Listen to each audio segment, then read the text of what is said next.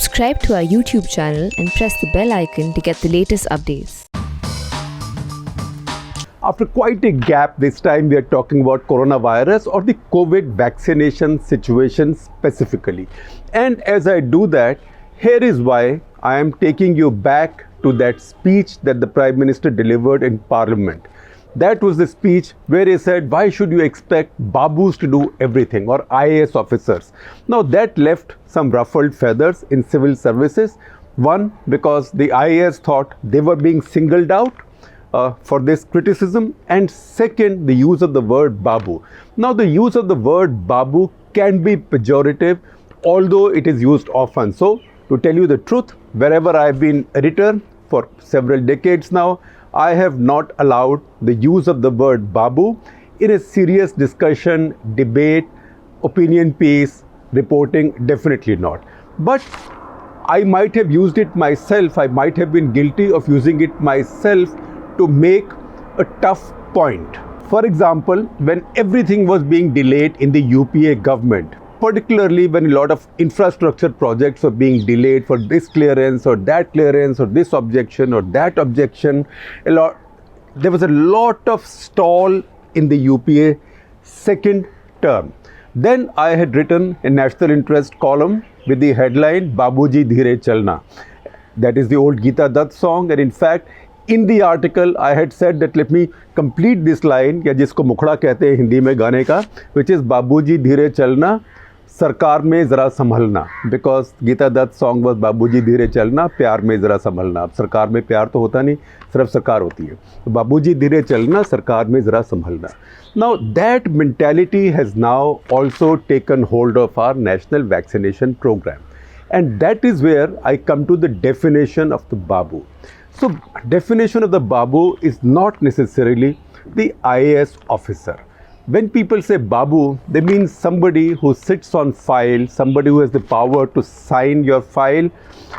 The power with a civil servant or with a bureaucrat, the power to say no is there. It is not used that much. The power to say yes is there. It's used very rarely. You should watch all the episodes of Yes Minister and see Hacker and Humphrey Appleby conversations. But the biggest power that bureaucracies have, and which bureaucrats tend to use most often, is the power not to say yes or no, which is not to decide anything, but let the big bosses know, ye karoge, if you do this, there will be this consequence, if you do this, there will be this consequence. So this kind of bureaucratic mindset is not confined to IAS, IPS, IFS officers. It is incorrect to blame any particular service. This comes with the job and the responsibility. So you give anybody a little bit of power in our government system and they become babus in this sense. So the latest bunch to join the babudom now are the bureaucrats of the scientific establishment, particularly our medical science establishment. We know how initially India took so long rolling out a larger testing system because they wanted everything done in the government system. So in Delhi, you had to go to either Ram Manohar Lohia Hospital or Lok Nayak Jayaprakash Narayan Hospital. Now most people are wary of standing in queues. So India's testing began at a very low rate. It picked up only later when the private sector was also involved, because private sector is part of India's infrastructure.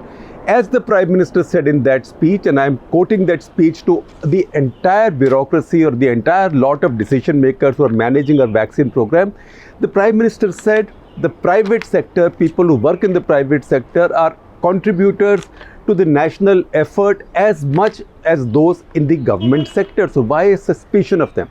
So testing, it took some time, but once it opened up, there were again objections. How much will they charge? Because again, bureaucracies like to fix prices. So prices were fixed. Then states kept on changing those prices. Nevertheless, in that process, India has now carried out more than 20 crore tests. It's a big achievement for a poor country like India, but it only happened because everybody, it was all hands on the deck. Why is that not happening with the vaccination program? Now, what's happening with the vaccination program is something that I don't believe.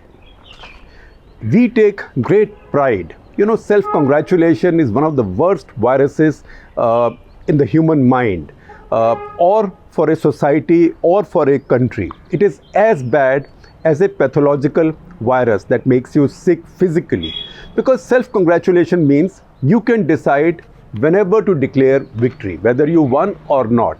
The other thing is, you can also pick and choose or cherry pick what makes you think you won. So far, what's the big achievement that India has had on coronavirus front? And it's a true achievement. It's something that I've acknowledged, we have written about, and all of our readers and listeners know that we've been talking about this, writing about this. In fact, in many cases, in face of strong criticism, also from many people in the international media who had expected India to do much, much, much worse. So fortunately, India has proved them all wrong. So if you look at India's data, we take great pride in the fact, and I'm going to use some data, and please look at the charts. We take great pride in the fact that our cases are among the lowest in the world. For big countries, China's data nobody knows, nobody trusts. Our deaths per million are by far the lowest in the world.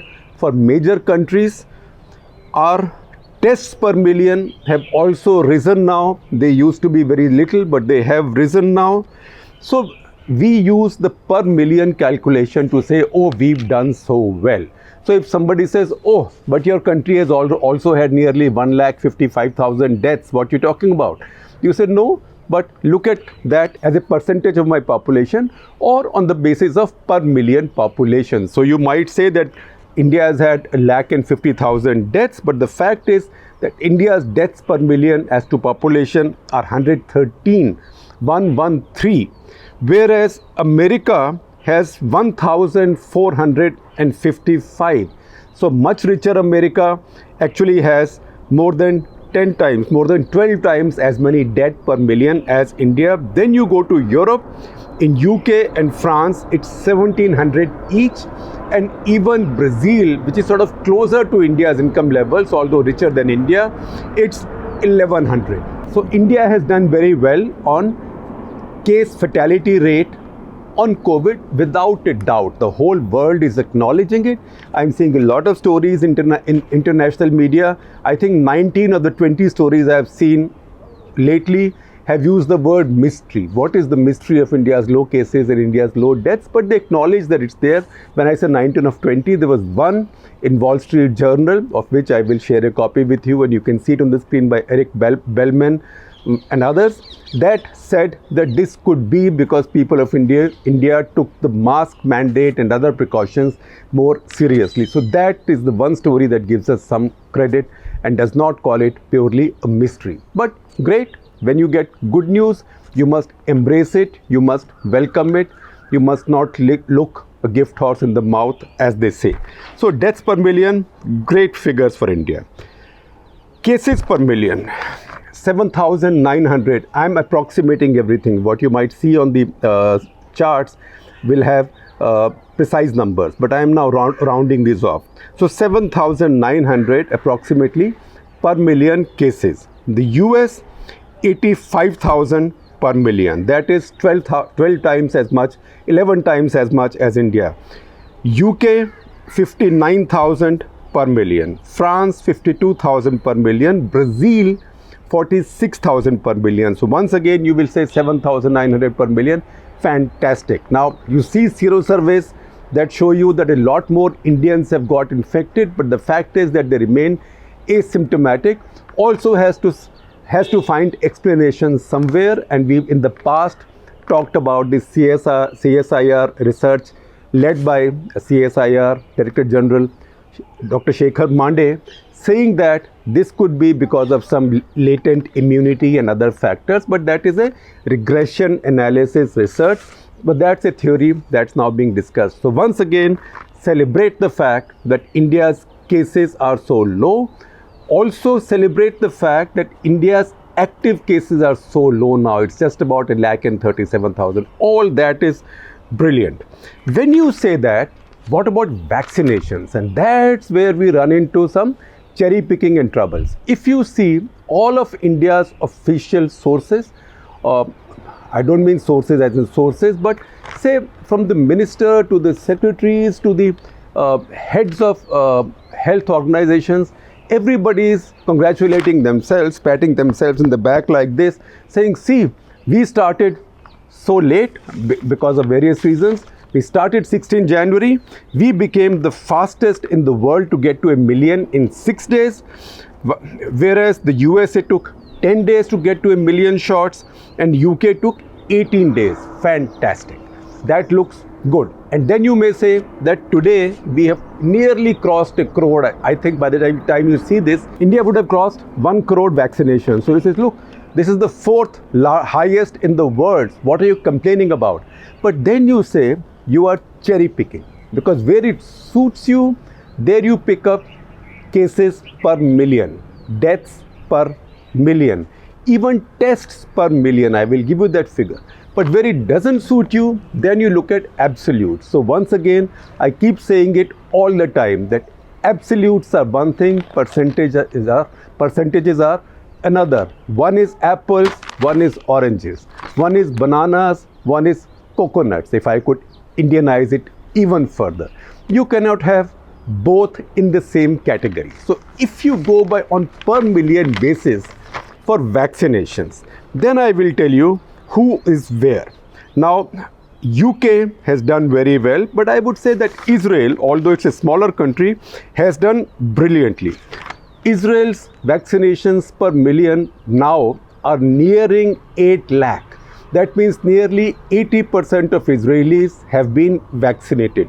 And I will tell you what's happened as a result of that, that already cases are down by 35%, hospitalizations are down by 30%, and critically ill patients are down by 30%. And you can imagine that people who are critically ill must have got infected 2 to 3 or 4 weeks back, which means that another week or so you will see an even more dramatic transformation.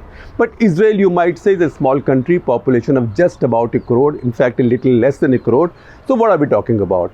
The fact is that in Israel now, nearly 27%, 28% people have even got their second shot. Then you come to other countries. UAE. UAE has about 5.3 lakhs per million. That is almost half the population. Britain, 2.5 lakh per million. That means almost 1/4 of the population. US, 1,70,000 per million. That means 17% of the population has been vaccinated.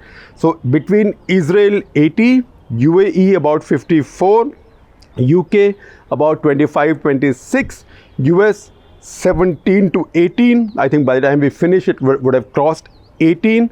And then even if you look at other European countries, the larger European countries, that is Spain, Germany, Poland and all of EU, 5 to 6% of the population has been already injected or inoculated.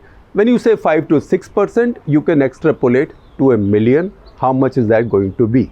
Now, compare that with what's happening in India.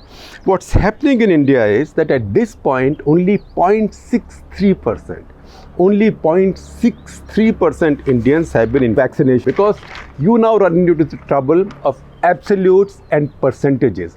So absolutes, when applied with percentages or per million in this case, works beautifully for you.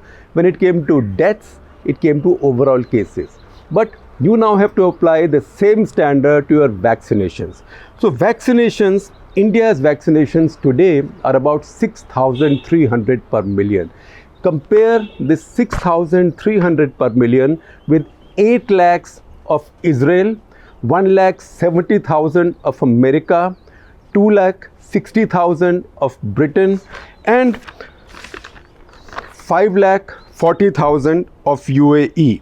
That tells you that India is really lagging behind on vaccinations, which is a big shame given the fact that India is probably the largest manufacturer of vaccines of any kind in the world, including COVID vaccines.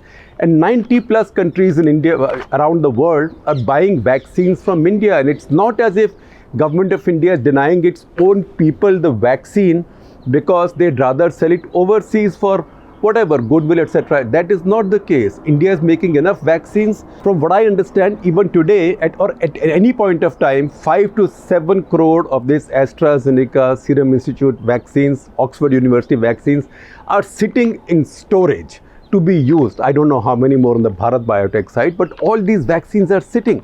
The reason these are not being administered is because, as a senior official told one of my colleagues yesterday, and I will share that story with you, that it's a deliberate policy to move slowly because we want to see what are the glitches or hiccups that come up so we can deal with. Now, if this isn't a case of Babuji Dheere Chalna, Sarkar mein zara Sambhalna, then what is it? Because what kind of a country? The whole world, 150 countries in the world have started vaccination programs. They are all pressing hard to vaccinate as fast as possible.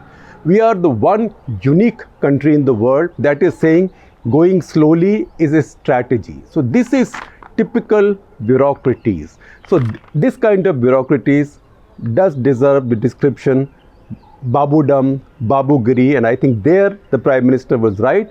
Although not correct to say this only applies to the IAS. This needs to be corrected, and I'll tell you something about tests. India's testing was going on too slowly, and everybody said India will get into trouble, but testing picked up. Now India's testing is still not at the same level as, say, the US. US is like everybody's been tested. So the entire population, it's almost 100%, so million out of a million. Britain, it's 3/4 of the population, so 7.5 lakhs out of a million. That is the rate of testing. A lot of people might have been tested twice also, but this is how we calculate.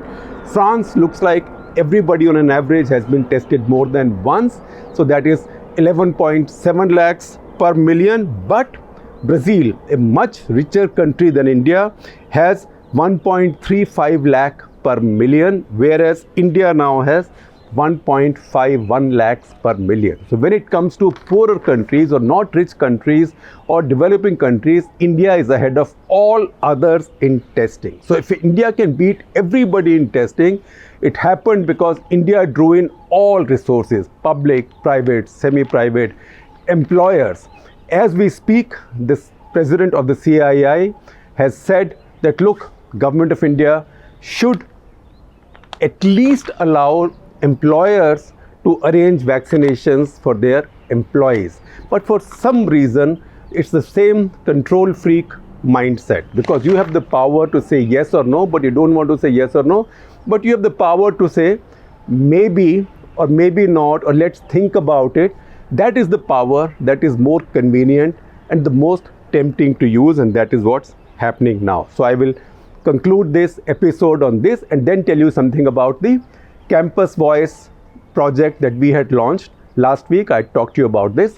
I told you that we are launching this new plan whereby we are inviting students of all kinds to write opinion for us. And I have to say, within the first week, the results have been phenomenal. We got nearly 200 entries within the first week, and these entries range from all kinds of institutions, from Oxford University to a school in Raipur, also age groups from 30 to 16, and we've got very good writing. Now obviously we can't publish all the articles because they have to be edited, but what we'll do is we are in any case publishing the prize winners, and I will tell you the prize winners. The first prize has gone to Stuti Agrawal, who is from Modern School Barakhamba Road in Delhi, so a school student.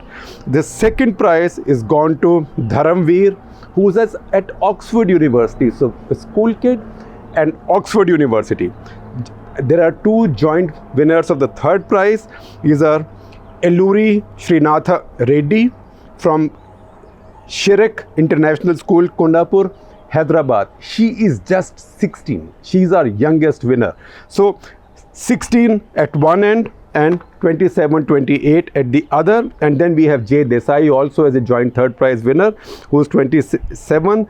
He's at Deen Dayal Upadhyay Energy University in Gujarat. So these are the winners. You will see their articles. All the others, we may not be able to publish the articles, but what we'll do is we'll publish a list of all the contributors and their institutions, so you know what you've done. All prize winners will get a certificate from us and a bunch of prizes. You can see on the screen the first, second, third, what prizes they get from our fine sponsors who also bring in their fine products by way of prizes. So once again, my appeal to you is write. More of you should write.